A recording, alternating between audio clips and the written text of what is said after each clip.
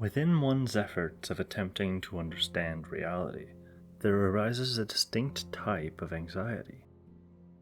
A disquieting sense of awareness, for brief moments, of the overwhelming complexity present in all things, in contrast with the brain's inability to comprehend all but a fraction of it. There are only so many thoughts that can be had in each instant, and the process of thinking is both neurologically intensive and metabolically expensive. In such a situation as this, mind spent in one domain of thought necessarily means less mind spent elsewhere.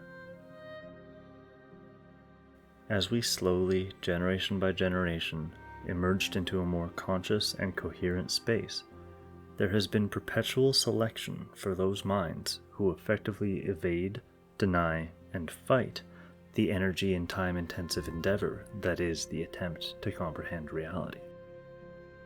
This has shaped the psychological average of our species away from a more deliberate and rational mode of thinking towards a predilection for pathologic self-deception, allowing the spotlight of attention to move more easily towards what matters, evolutionarily speaking: survival.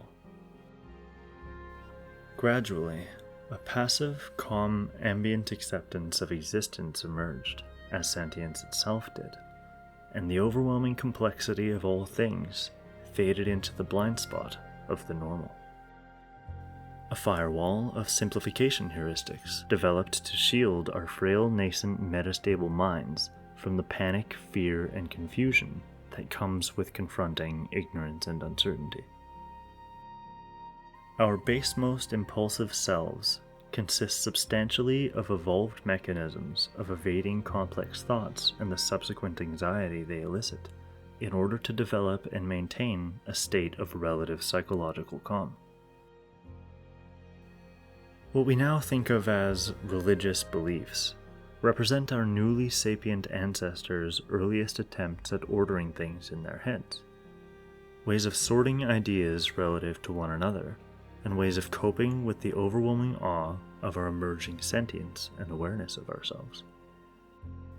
We would, as we still in large continue to, make up stories and cling to them for their usefulness in maintaining a false calm.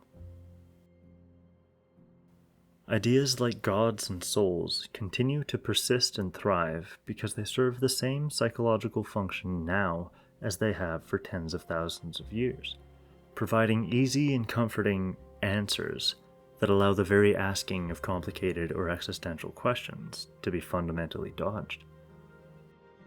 A forfeiting of the struggle to understand, to rein in one's thoughts beyond the base most impulsive loops that, when left unchecked, pull the mind towards a dull, stagnant grazing state, as to avoid at all lengths the anxieties that come from actively attempting to contemplate the complexity of one's own mind, and the world from which it manifests.